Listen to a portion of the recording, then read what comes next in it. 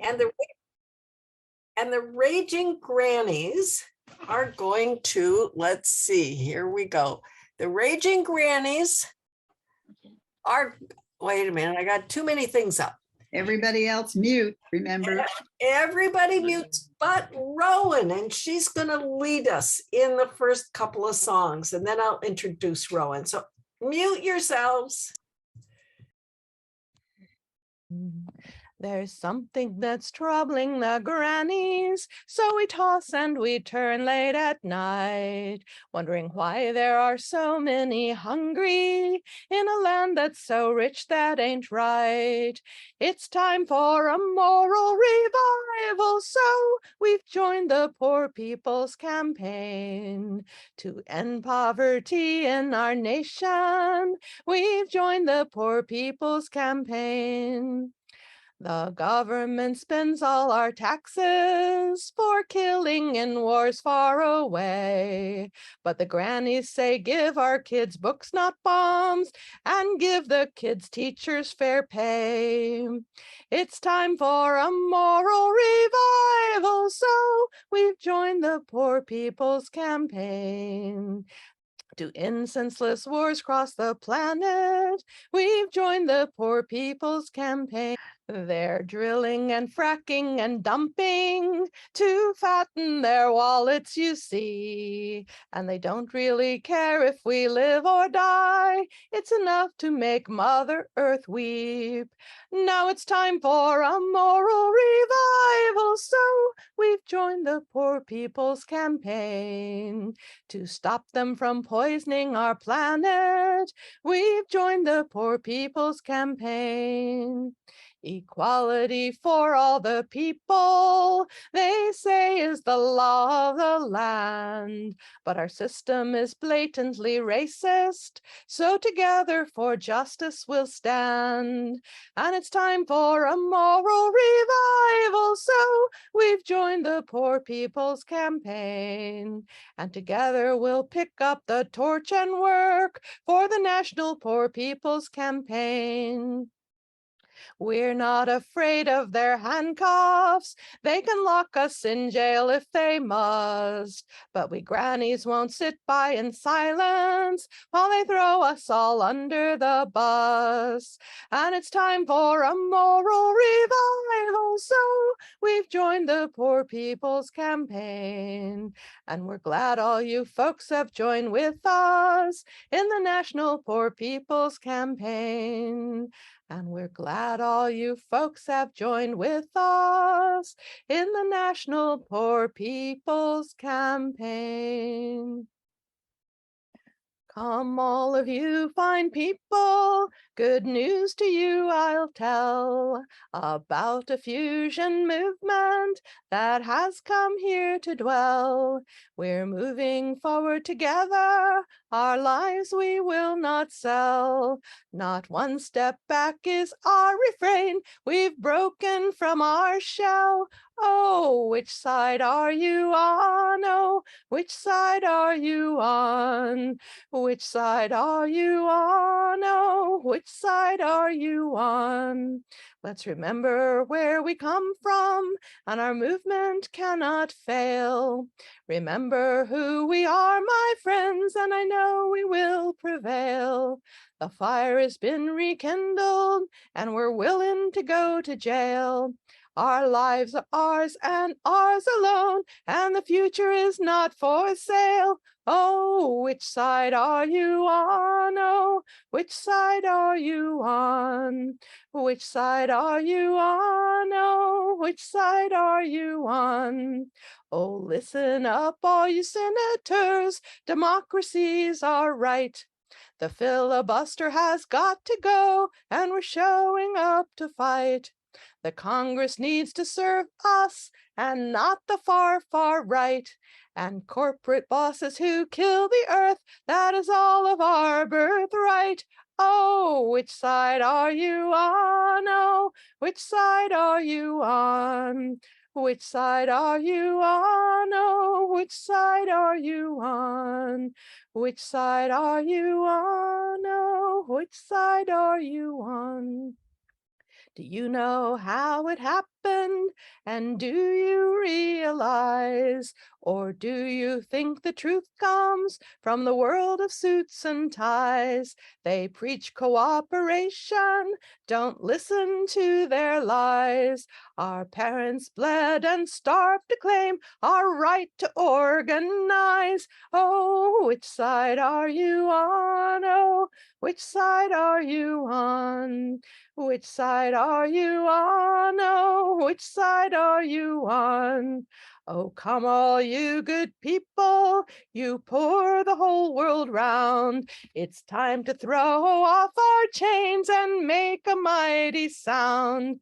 We're all in this together, and we will stand our ground until we hear the jubilee and the haters will confound. Oh, which side are you on? Oh, which side are you on? Which side are you on? Oh, which side are you on? Which side are you on? Oh, which side are you on? And the words to that are sort of by Sharon Hribar and by me, and the traditional Union song. And the first one that we sang was by Vicki Ryder. Tonight's program, one of our very own. And it's really a delight because how many of us went to Washington, D.C. for the Poor People's Campaign? All right, Charlotte, yay. How many of us went to LA for the Poor People's Campaign? All right. Rowan is really one of a very few number who did this.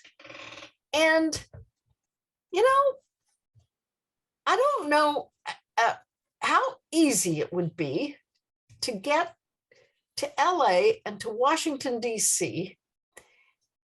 if I didn't have the ability to use both my feet. But you know what? Rowan does it. And so tonight, with her history of activism, okay, now let me just frame this for you.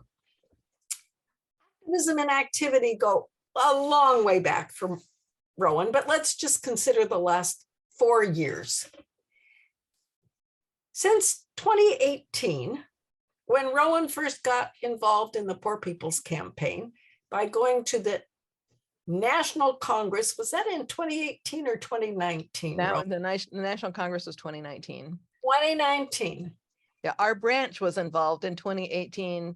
Joan was taking the 40 days each week to the library and advertising the Poor People's Campaign, and we were talking about it.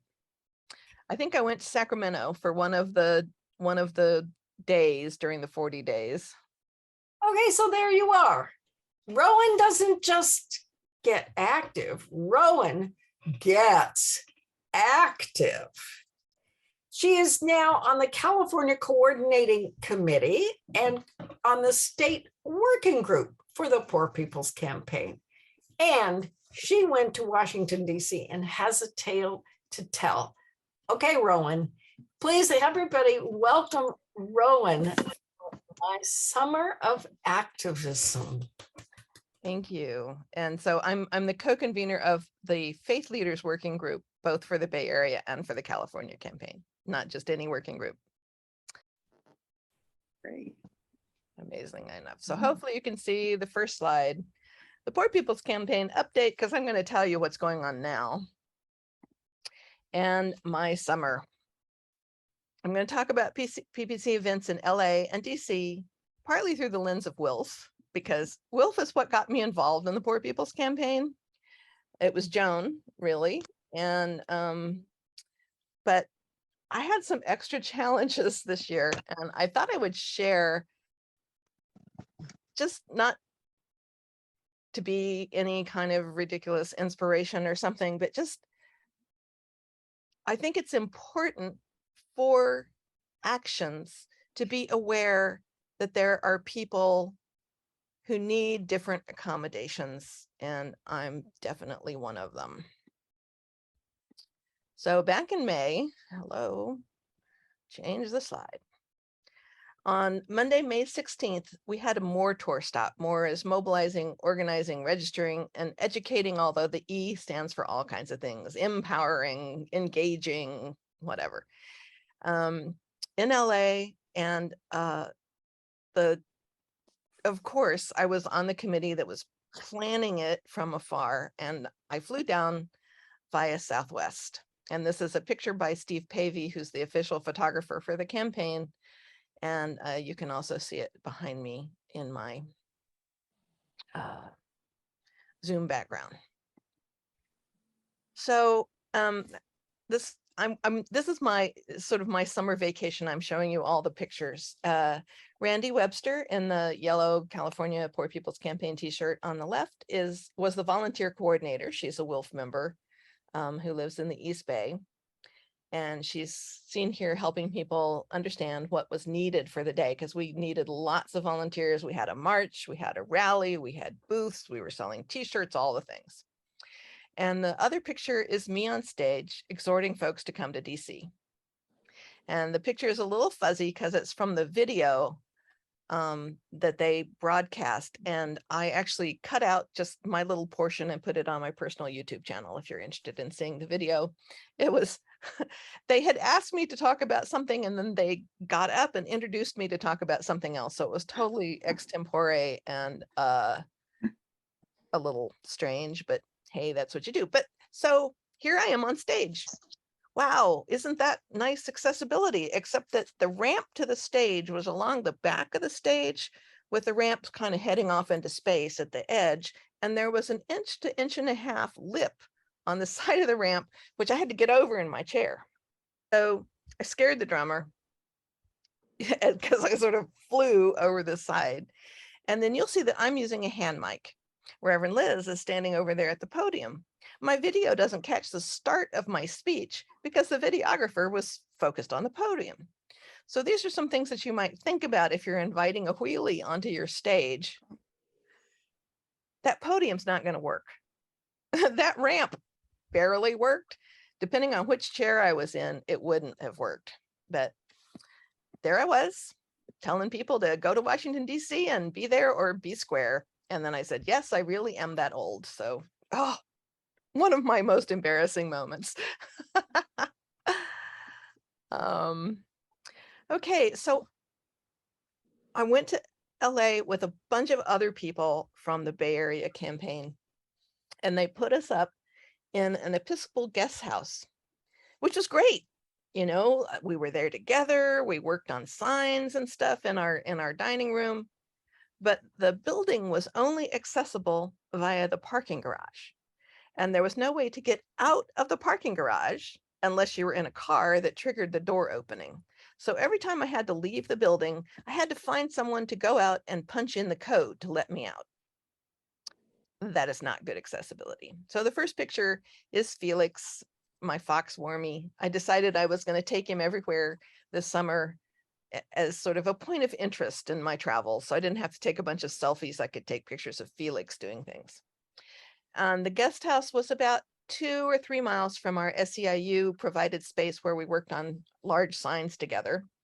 And the second picture is Felix with some of the signs. And about the same distance, 2 or 3 miles to the rally or march. There was no transit. And LA sidewalks are not in good repair. On my way to SEIU, I found a sinkhole in the sidewalk big enough to drop my chair in. Luckily, it was afternoon and sunny, and I could see it to avoid it. But I was a little worried on my trip downtown, which was, you know, coming back, which was at night. Was I going to run into some bad sidewalk somewhere? So on my return flight to Oakland, Southwest had a part come off my chair, but they retained it, and I put it back together myself. But one of the things about traveling with a wheelchair is at least half the time they break it. And so, safe home from LA, ready for DC. My trip to DC was supposed to include meeting with the National Welfare Rights Union in Baltimore before the Poor People's Campaign events of the weekend. So Monday, when I went to check in with the airline, my reservation had been canceled. This led to a new flight getting into DCA after midnight. The last metro from DCA leaves at 11:45. So no transit. The first picture is my legs up with Felix on my lap in the Dallas airport. This was the first sign of trouble because I had a 3-hour layover in DFW, which I had requested because the choice is 3 hours or 40 minutes. And since I'm the last person to get off the plane, there's no way in an airport that large. I don't know if you've ever been to Dallas Fort Worth, but it has multiple terminals with light rail between them. And so 40 minutes is not long enough for a wheelie to get from plane to plane at DFW. So I had a 3-hour layover. So I asked my chair to be brought up so that I would be independent in the airport. I could go to the bathroom. I could maybe go to some of the fun shops, maybe eat something. No, they couldn't find my chair. So for 3 hours, I couldn't move. No bathroom, no support at all. Arriving in DC, they still couldn't find my chair. Because of my flight change and being after transit hours, I had planned to roll my chair to my hotel, which was only about a mile away. Instead, I took a taxi to my hotel where they brought out a rolling office chair to get me into the building. Now, all the airlines contract with a firm called Global Repair Group, GRG. I'm going to just say GRG from here on out, which has contracts with companies all over from whom they get repair and rentals. And GRG is awesome. I've dealt with them many, many times, and they're uniformly awesome, unlike the airlines themselves. So I had made that reservation in DC for one night before heading to Baltimore because I knew that the chance that they would break my chair was high, and I wanted to be near the airport so that they could get a tech out to fix it. I didn't plan on it not being available at all, you know. So I had one night in DC, and then I wanted to leave for Baltimore in the morning for the National Welfare Rights Union meeting, but I had to wait for a tech to bring a loaner chair. This guy got there about noon. I need a complex rehab chair, which is, you know, the back goes back, the feet raise. I have to be able to change position. I can't just sit in one position. And he brought the cheapest possible power chair. I had arranged for late checkout, but and if I'd gone over, GRG would have paid for the extra day. I mean, I'm not saying that these people are horrible, but here I am with this tiny, not very good chair. And so I did take it to Baltimore via transit, but had an almost dead battery by the time I got to Baltimore, and I had to roll a couple of miles to my hotel.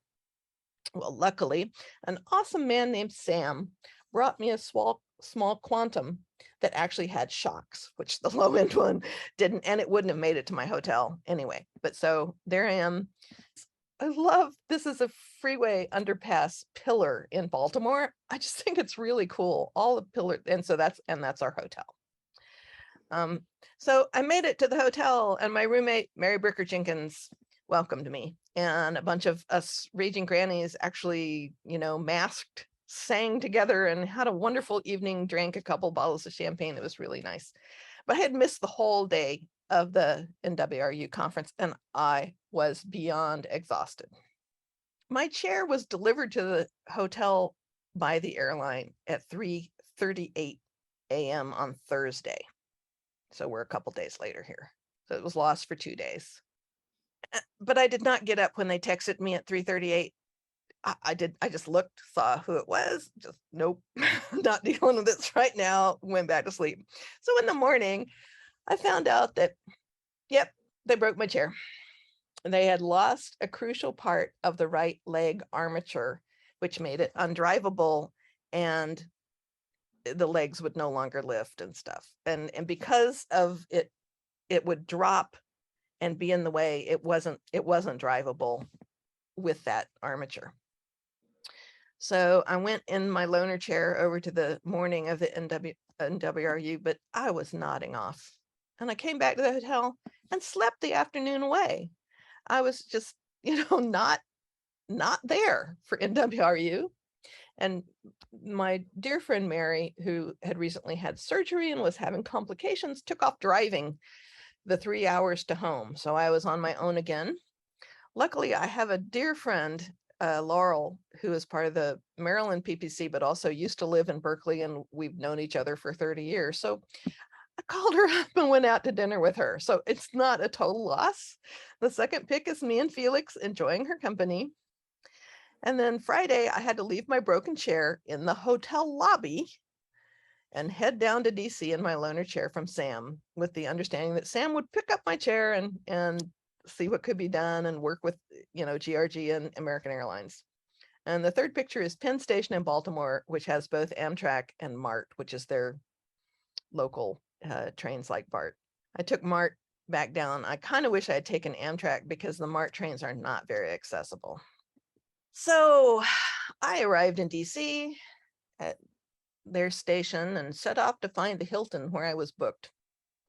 Now, evidently, one can normally reach the Hilton from L'Enfant Plaza metro station, but all the elevators were closed because of a 3-day Dave Matthews Band concert in L'Enfant Plaza. So I rolled around trying to find a route that didn't have steps. Google Maps would say, turn left, turn right, go up the stairs. And there was no way to tell it, don't send me upstairs. So I just kept trying things. And it probably took me 90 minutes to find the one road that actually goes to the hotel with no steps. So the first picture is the hotel, which is kind of hidden by this spy museum on top of L'Enfant Plaza. And I was exhausted again. So I skipped the communal meal with the Poor People's Campaign in favor of saving my spoons for the National Memorial Service, which was the thing I was so excited about. I really believe that grieving together is sacred work, and that we have not grieved for the people that we've lost to COVID in a meaningful way as a nation. And so that was the one thing that I was so excited about for this trip. And as it happens, I was really pleased. I had no idea. I got to the Lincoln Memorial and there's an elevator up to the statue.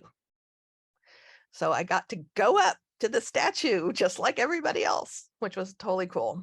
And this picture that's the long view of the reflecting pool, I wanted you to see how the speakers are like right on the edge of the reflecting pool on the steps.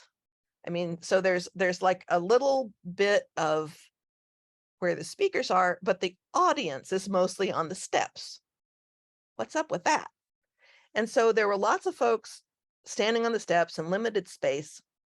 And at one point, Reverend Liz or Dr. Barber said, come on down if you've lost somebody to COVID. And so I decided, okay, I'm going to come on down. And I went over some cables and I once again scared the musicians as the bump lifted my chair.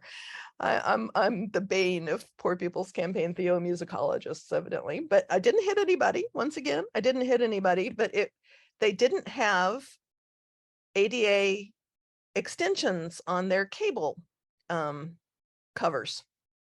This is not rocket science. These things exist. And so if you're doing something with cables, please get the ADA extensions for the cable covers. But so I was at least partly able to be part of it.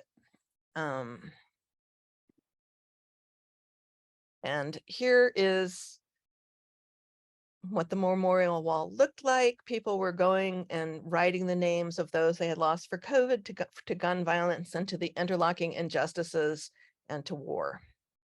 I couldn't actually get very close to it because, well, there were crowds, and they also had a bunch of things along the base, candles and flowers and whatnot.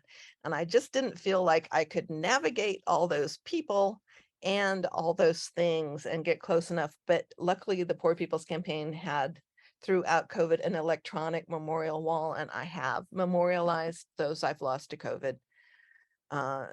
Particularly Sal Castro, who was a PACT organizer that I worked with for years, that we lost. And so a coalition of peace groups had come together to do various activities in coordination with the Poor People's Campaign events. And this June 17th illumination was a march from the memorial service to the Martin Luther King Memorial, where signs were arranged in various configurations. It was very inspiring. And if you look at the Code Pink Flickr channel, they have a lot of pictures. I wasn't able to attend because the wonderful wheelchair tech from Baltimore, Sam, was bringing me a new loaner chair down that was actually a complex rehab chair. And we met at the Lincoln Memorial area where the memorial service had been. Now, the Raging Grannies were supposed to sing at the illumination, and so I had an incentive to be there. Vicki Ryder, who was supposed to be coordinating some of the Raging Granny gigs and some of the PPC actions, got exposed to COVID and was quarantined. And so I don't know if the grannies sang or not. I certainly didn't make it. Vicki had asked if I could coordinate, but since I was dealing with chair issues, I declined. Thank goodness. I was so glad, given, because of course I didn't expect to have to leave the memorial service to deal with chair issues, but thank goodness I had enough sense to say, no, I can't coordinate the Raging Grannies this weekend. At least I said no. So tens of thousands of people lined Pennsylvania Avenue, and even more watched as impacted people shared their stories involving voting rights, the nation's failure to respond to COVID, especially in poor communities, workplace rights, the need for healthcare and living wages, and the day-to-day struggle of not having enough money to survive. It was very hot with very little shade. You can see we're just on the street there.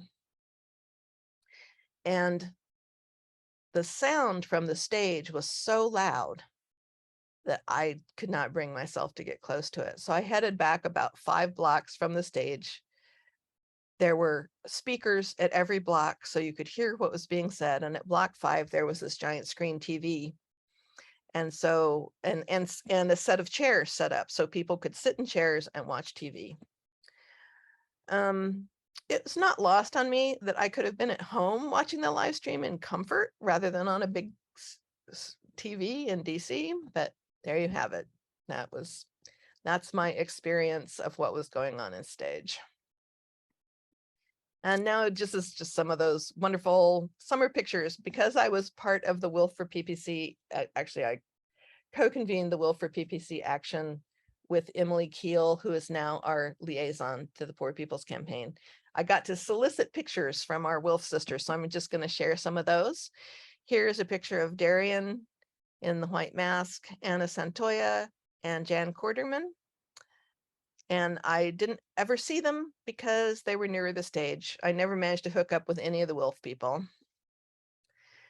And the picture on the left is Jan Quarterman, Carolyn, Mary, Darian DeLu, and Eileen Kurkowski. Darian and somebody else are holding a banner on the right. Both pictures are by Eileen Kurkowski. No disability talk. I'm just sharing our sisters were there with our signs. Emily and the Philadelphia branch are on the left. And there's a picture of me with some California PPC friends on the right. The gentleman raising his fist is David Solnit, who is responsible for over 2,000 pieces of art created for the assembly, including all those giant banners. And yes, he is Rebecca Solnit's younger brother. Reverend Mary, the other person in the picture, was my roommate at the Hilton. And what a blessing it was to have somebody to hang out with and commiserate about our trials at the Inaccessible Hotel. Oh, and it was horrible, just horrible hotel. So one of the things that WILPF, as part of the peace group, was doing was there was a Code Pink brainstorm on Sunday. And there I am. And on the left is Jackie Cabasso and George Friday. The brainstorm was in the side yard of a church.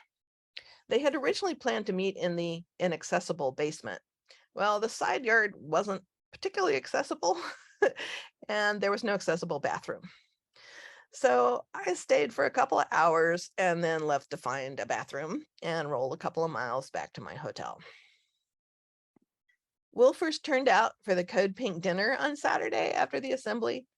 I guess these slides should have been in the opposite order. I'd planned to go to the dinner but realized that I'd have to roll 2 miles from the assembly and then 4 miles back from my hotel. And I just couldn't. I just couldn't.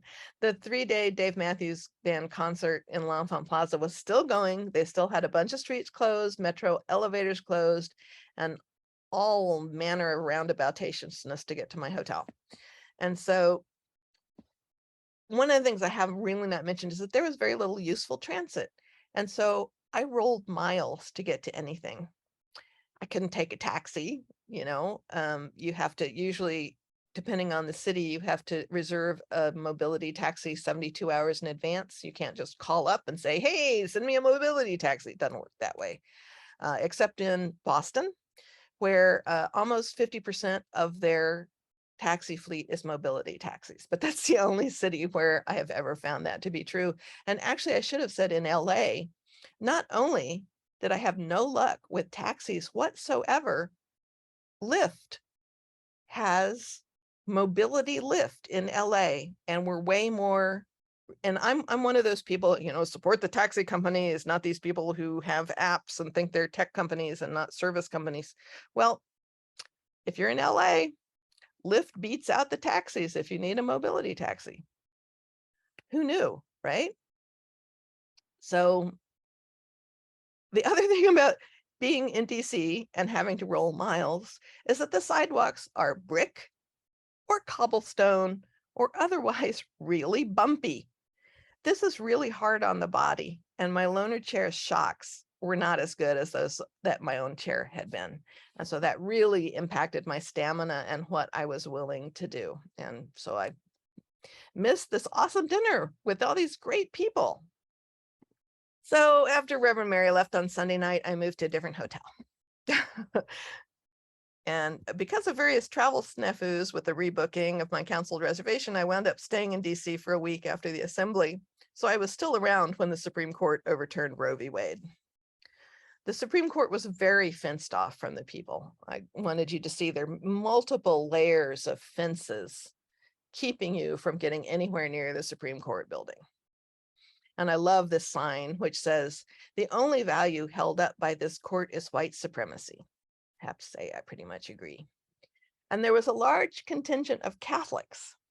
The sign on the right reads, thou shalt not steal my civil rights, and thou shalt not steal my repro rights. Now there's a, you know, so I rolled up in my clergy garb because of course I'd put on my stole and whatnot to go to any protest I go to. And so I told him, hey, I'm really happy to see you here. My favorite chant was pro-life is a lie. They don't care if people die. And so at least I was there and I was able to go to that protest on behalf of all my friends who couldn't be there. And so the other thing that I really wanted to do on this trip is I had made a reservation weeks in advance for the National Museum of African History and Culture, African American History and Culture. It's the only Smithsonian museum that you need a reservation for. So I'd made my reservation. And the main hall had really high ceilings. But even so, the lack of masks worried me. But the history section that I had come to see starts in 1400 with a very cramped room made so that you feel like you're on a slave ship. I took a look at scores of unmasked people in a small space, turned around and asked the elevator person to please take me back up. I left. Seeing a museum is not worth dying over, nor getting long COVID over. That was supposed to be one of the high points of my trip. So I don't know if that counts as a disability commentary, but it was definitely a disappointment. Luckily, DC has many public gardens. And so I went to 2 sculpture gardens, a pollinator garden, a guardian by the Smithsonian, and more. I even met up with some PPC friends for one of the sculpture garden visits. That's David White standing by the giant sculpture of the typewriter eraser. I bet we're all old enough to remember those. And the strange women is the Hirshhorn, which is undergoing renovations. Okay, so that's my trip. Now to update you on what's actually happening today with the Poor People's Campaign. Starting on Monday, September 19th, the Poor People's Campaign is to begin a 50-day push, mobilizing, organizing, registering, educating, and voting for a democracy and justice towards the elections and beyond. Back in early September, Bishop Barber shared the Poor People's Campaign, a national call for moral revival's plan to reach 5 million voters in order to wake the sleeping giant. A movement that's concerned about systemic poverty, systemic racism, ecological devastation, and the false moral narrative of religious nationalism cannot be a movement that doesn't vote, because all of those things are in fact affected by policy, and policies are changed by people who get elected to political positions. If you want to change policy, you have to be involved in the political process. That's a quote from Bishop Barber, in case that wasn't clear. In October 2021, the Poor People's Campaign released a study called Waking the Sleeping Giant, Poor and Low-Income Voters in the 2020 Elections. Using the data gathered, the campaign has chosen to focus on 15 states with low-income voters who, if they voted, could make a difference in election outcomes. For those not in the 15 states, which would be us in California, the national movement landscape needs you to reach out to the low-income voter base in your state so that we can bring those folks into our campaigns, because we can make a difference in each state and build a buffer against the rising tide of extremism. On a local note, PACT is doing a lot of phone banking of local low income and low propensity voters. And we have a Get Out the Vote block party on October 22nd, to which y'all are invited. And I will definitely update you because I'm on the block party committee as I get more information. We think we know where it's going to be, but I don't want to tell you in case we're wrong at this point. And so here are some of the numbers of people who are poor in each state. And yes, that's over 20 million poor and low income folks in California, or about half the state. And we always talk about how our economy is so big, we could be a country. Our income inequality would make us a second world country. We need to do better. If California were an independent country, it would be the 17th most unequal country on earth, according to data from the World Bank. It would rest comfortably just behind Honduras and ahead of Guatemala and Mexico. I mean, we're a second world country because of our income inequality. How wacky is that? And then this is, again, figures from the power of low-income voters by state from the 2020 elections. So what we're going to do, we have a 50-day calendar starting on the 19th. We're going to have activities up until the 11th of November with phone banking and canvassing days, and notably on October 15th, the National Day of Action. They'd like to see a 100-person march in each state and each town down main streets and a march to the polls. So far, all the training info I've seen is pitched at state coordinating committee members. So I presume that we can train folks in our states.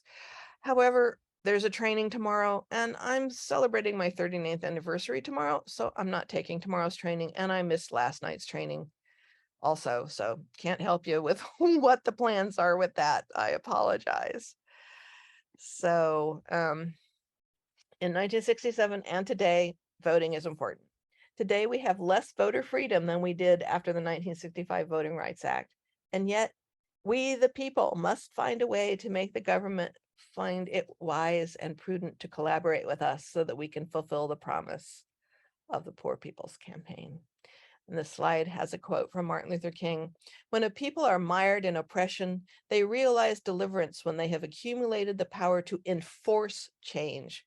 We must develop from strength a situation in which the government finds it wise and prudent to collaborate with us. It has not changed. So as I always say when I'm talking about the Poor People's Campaign, join us. We have lots of social media engagement where you can follow along with what's happening. There are working groups where the real day-to-day work gets done. And there's a Bay Area and California working group covering the following areas: access, art and theomusicology, benefits access, faith leaders, finance, legal, outreach and inclusion, policy and political education, and structure. So if any of those sound thrilling, feel free to talk to me and I can get you hooked up.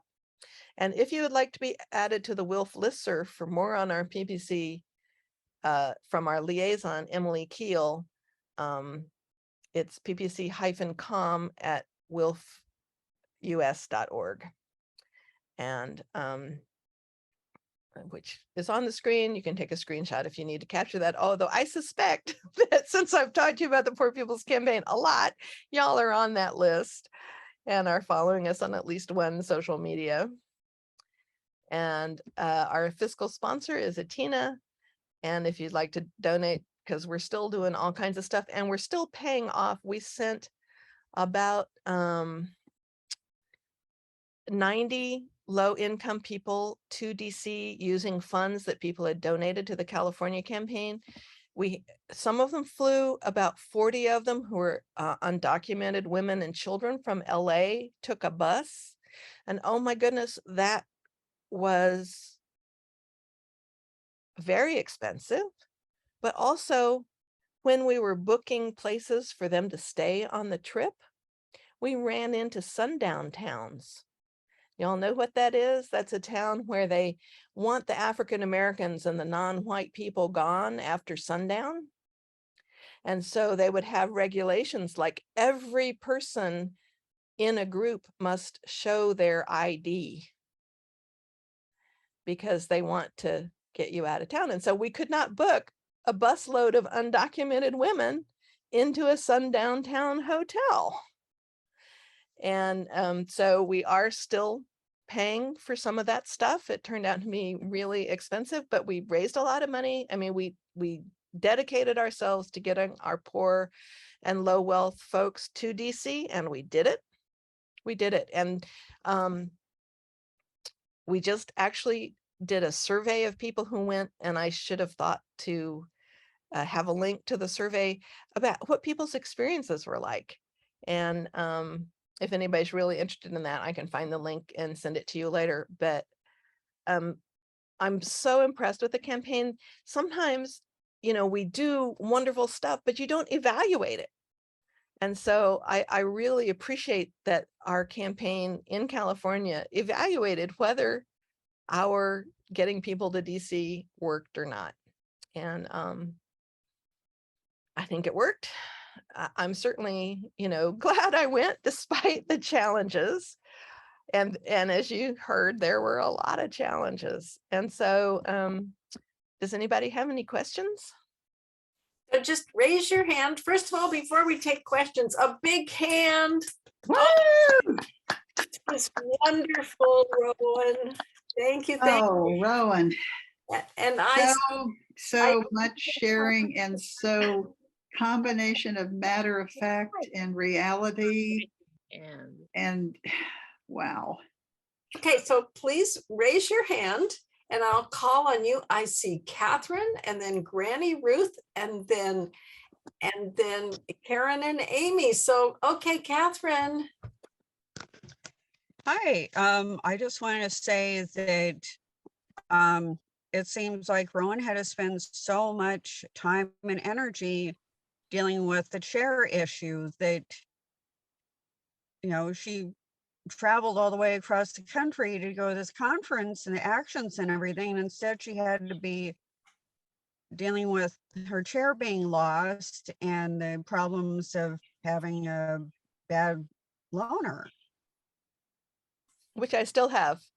Although I have to Yeah. say American Oh. Airlines is buying me a new complex rehab chair.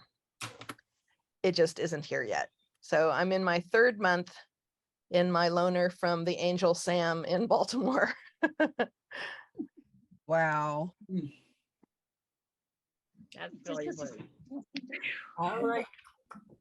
Granny Ruth, you want to unmute? Yes. Hi, everybody. I don't have my video on today because I'm not even dressed. I got my booster yesterday, and so I've just been hanging out in bed all day. But I miss you all, and thank you to the grannies who went to the Native American rally last week. Sorry I couldn't make it. Juristack. Is that how you say it, Rowan? Yeah, Eurostack. Juristack Park. Yeah, it's a Y, Why goes like to it, show. Yeah, like if I've it was only in been Spanish. Yeah. okay. I've only been reading about this online. I haven't talked about it. That's why I didn't even know how to pronounce it. But thanks to you to those who went, and I'm really hoping to get more Peninsula Grannies and San Jose Grannies together. A question for you, Rowan.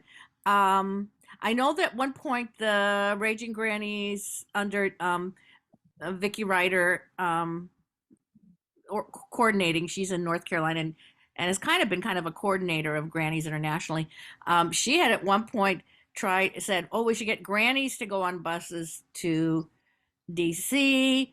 But I think there was some blowback about, "Oh my God, no Grannies on buses during COVID. That wouldn't work." So I'm wondering, I'm not quite clear what group it was that went on the buses you're talking about. And this Sundown Towns thing, I have never heard of it.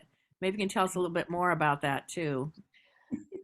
Yeah, so the bus was of California members of the California Poor People's Campaign, mostly from Campos de Vincinos, I think is their name. They're a group of undocumented, mostly tenants' rights people from LA.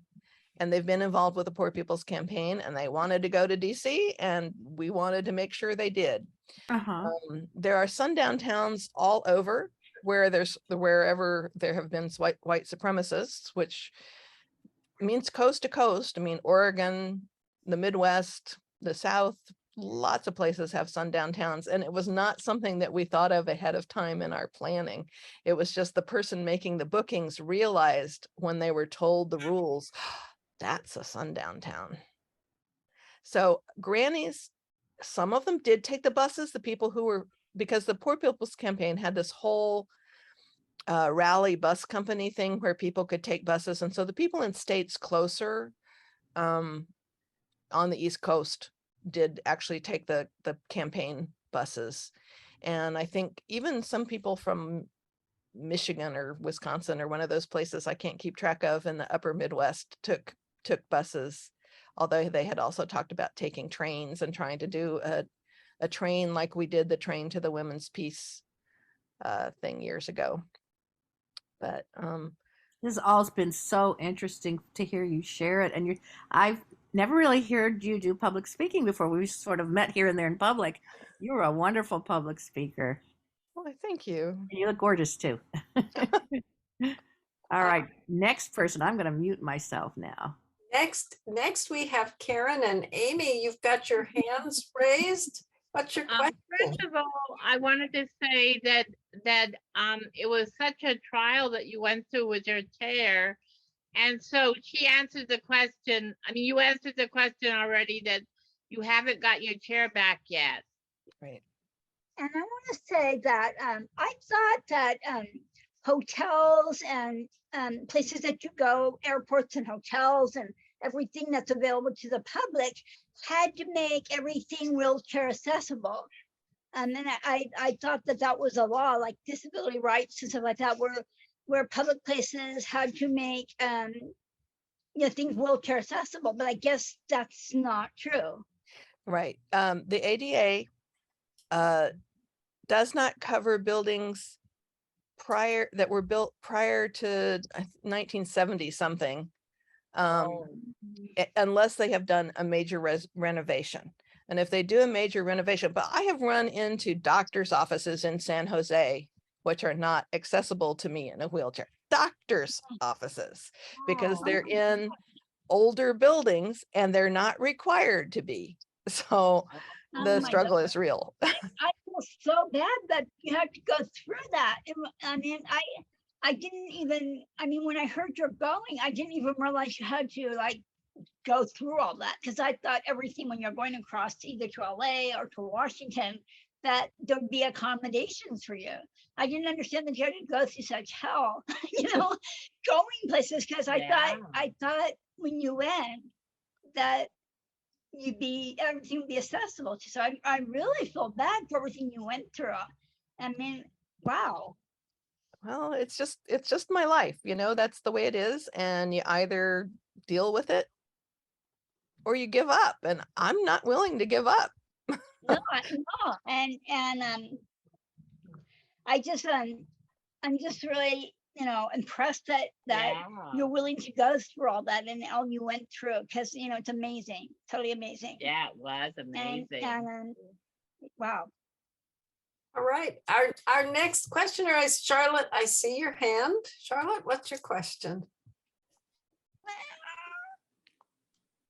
I wanted to say, hello.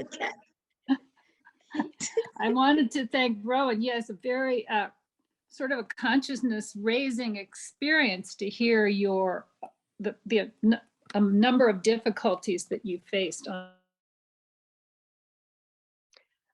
Charlotte and I almost were roommates for this thing, luckily. And Charlotte has frozen. Yes. When she comes back. It's true that you can't fly if you're undocumented. You have to show some kind of documentation. And I don't know if everybody's aware of that, but that's pretty shocking. I guess unless you're being flown by Ron DeSantis, or that if you're undocumented, you just can't even get on a plane. That's just terrible. No. The next hand I see is Jones. Joan, unmute yourself. And what's your question? It was something that I thought of while Karen was saying, how little we know. And just Rowan, it's just amazing to me. I have some awareness, some experience with, figuring out what's going on, but there's just so much. So my understanding is that you're getting a new chair. Yes. And what is the situation when it takes 3 months plus? Well, at first they weren't sure if they would return my old chair, and they thought it would cost about $2,000 to replace the leg armature, but it was a 2006 Invacare, and it was $20,000 when it was new, but by 2022, it was definitely not a top of the line chair anymore. And they decided it was a safety issue after the first month or so to return it to me, and decided that instead they would buy me a new complex rehab chair, which is about 22 grand. And so I cannot complain about that. I have worked with GRG. I've had multiple airlines break my chair. I've worked with GRG a lot over the years. This is the worst. The second worst was they broke the controller on my chair, and that was before I had a backup chair. I actually have a little Jazzy that's my backup chair now, because I spent 3 weeks waiting for the part, and I was housebound for 3 weeks. And so I was like, that's not happening again. When my friend's mom passed away, and I bought her little Jazzy offer just so that I'd have a backup chair. But yeah, at the moment I still have Sam's complex rehab chair that was my loaner in Baltimore. And like I was telling Paula earlier, its batteries have died. And so I spent most of today dealing with people coming by to replace the batteries and having the wrong batteries, and then going back to get other batteries, which were also the wrong batteries. And then they had to order the right batteries. And so I don't know when I'm going to have the loaner chair working, and it will be at least another week and maybe longer until my new chair is actually, well, most of it is actually here, but somehow it got ordered with a very bad just a flat vinyl back, and I need a back that has some contour to help me sit up, because I really can't sit up very well. And so I had to then reorder a back. And it's so complex. Wow. I mean, the chair itself it's complex, and then everything else you have to deal with. So have you ever gone on a trip on an airplane where you did not have a problem with the chair? Yeah, they only broke my chair about half the time. Half the time. So yeah. it's this big suspense. It's not like what's going to happen this time. It's like, will it happen? And then what the heck will it be? And how horrible a time in the meantime. I'm glad you got to go to the gardens at least. Mercy. Yep.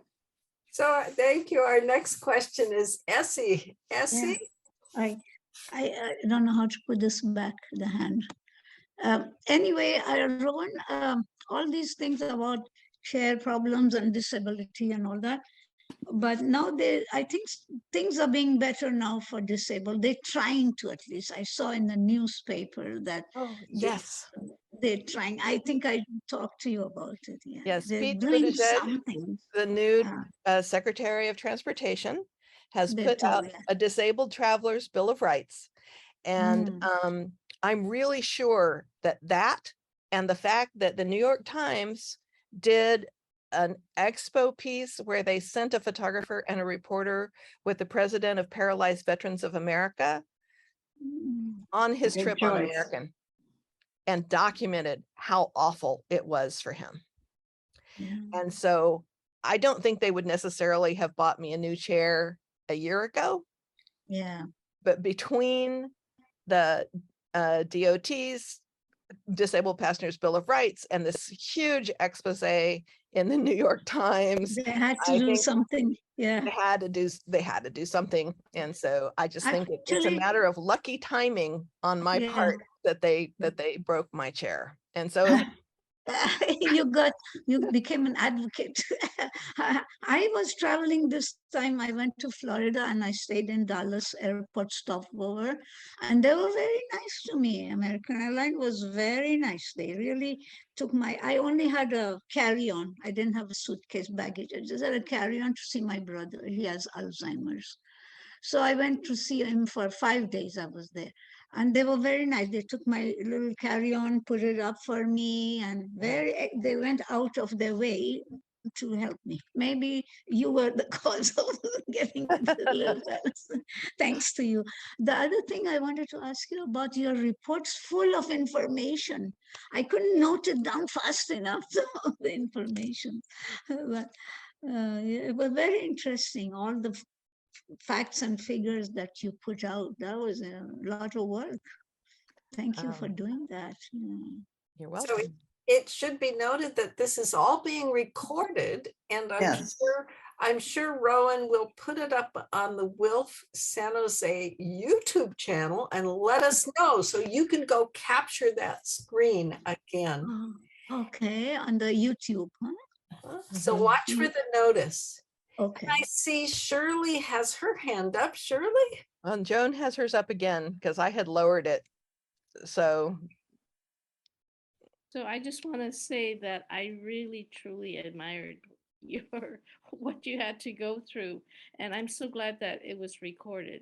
You know, what you did was let us know how difficult it is to have disabilities and not have I think a lot of building projects are an afterthought when they think about disabled people. definitely. I mean, they build stuff and they said, "Oh yeah, we forgot about you. We didn't put any ramps. We put, the wrong kind of flooring." And I really think that since it's recorded, it should really be seen by a lot of people. What you had to go through in your travels to be an effective spokesperson for things you believe in, and it's just incredible. For most of us, we're probably all shocked because none of us really had to go through what you did and still be able to deliver on your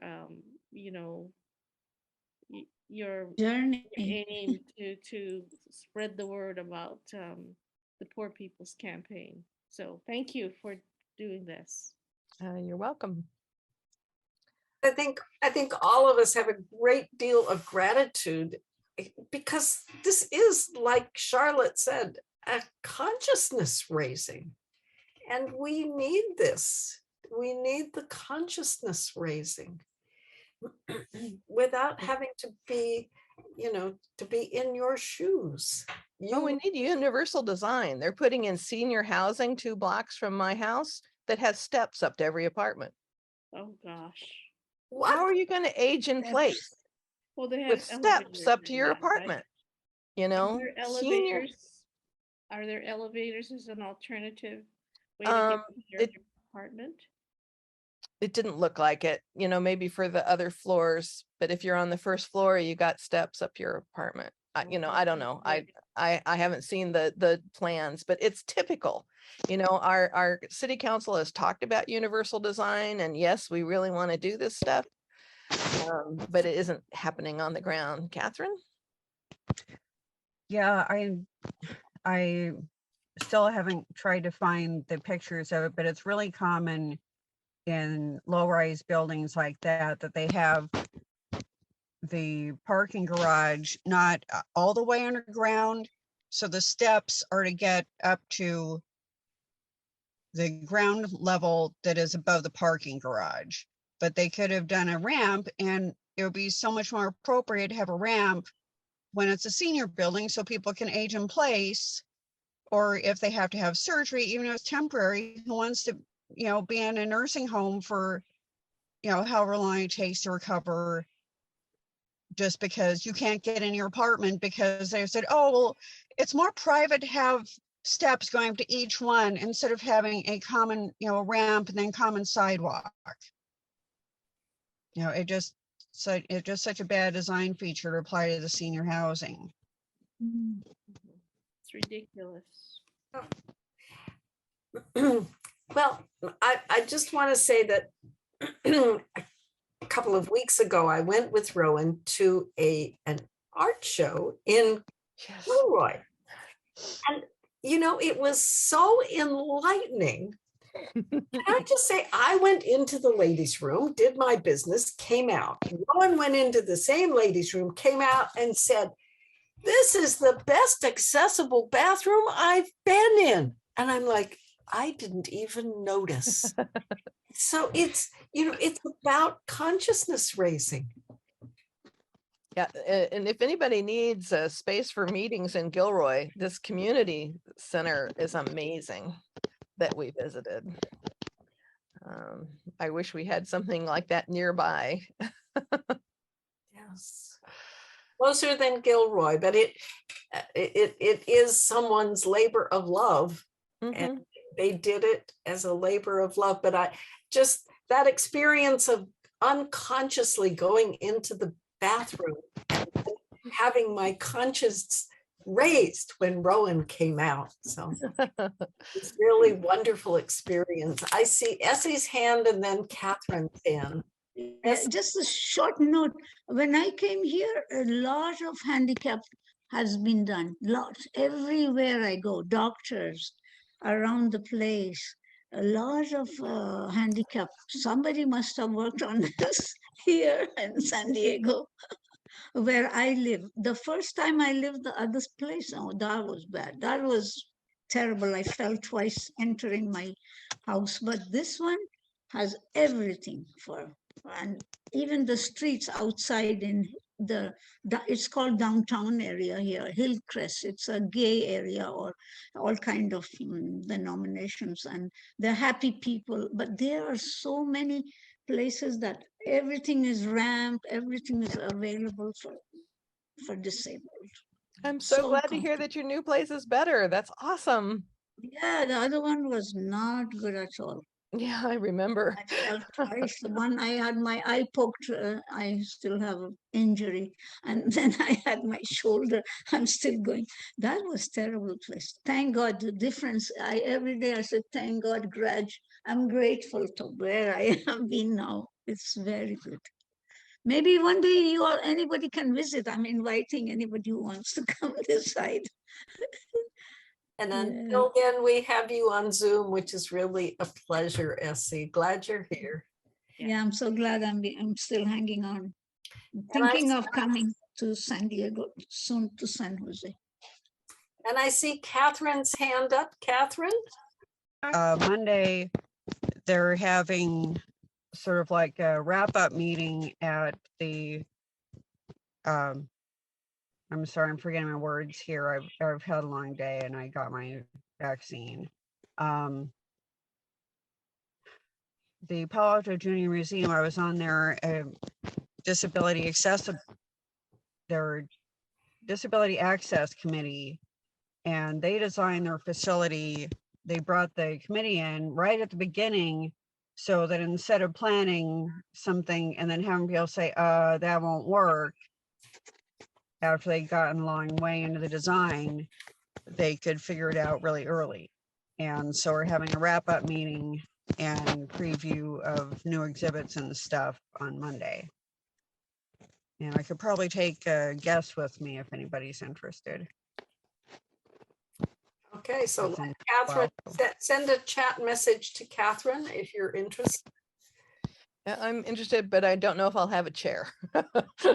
Yeah, Yeah, there is interested, and then there's I can go.